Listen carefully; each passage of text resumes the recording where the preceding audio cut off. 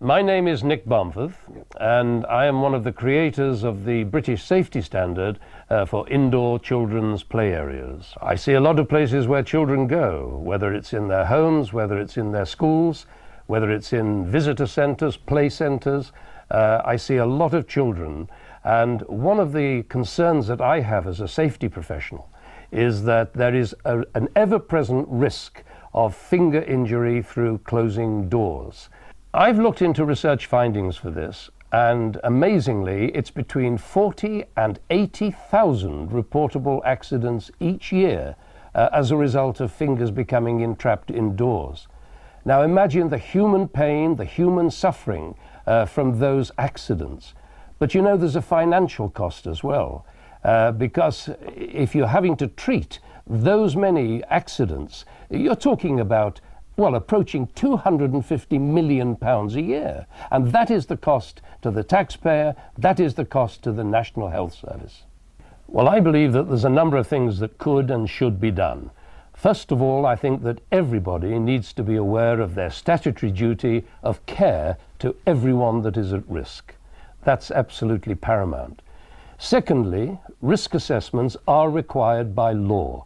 It is a statutory requirement. And I think it's very important that risk assessments are carried out by competent persons. Thirdly, I think it's also self-evident that only genuine, safe shields should be used. Fourthly, the installation of the shields and the testing that they are okay should also be carried out by competent persons.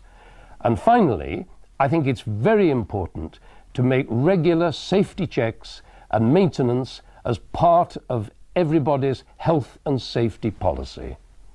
There are many so-called safe shields on the market, but here are some examples of shields that, in my professional opinion, are unsafe.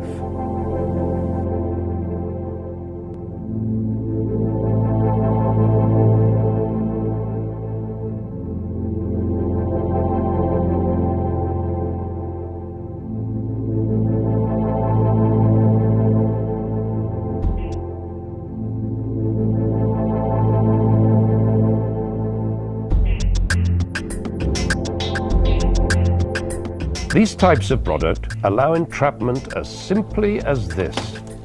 An inadvertent or mischief by children, well, I just wouldn't risk using them.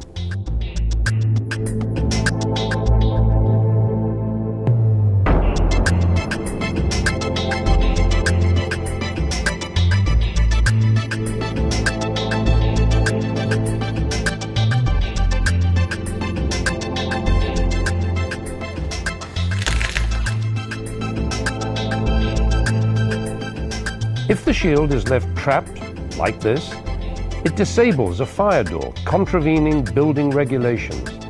I would never risk such a product.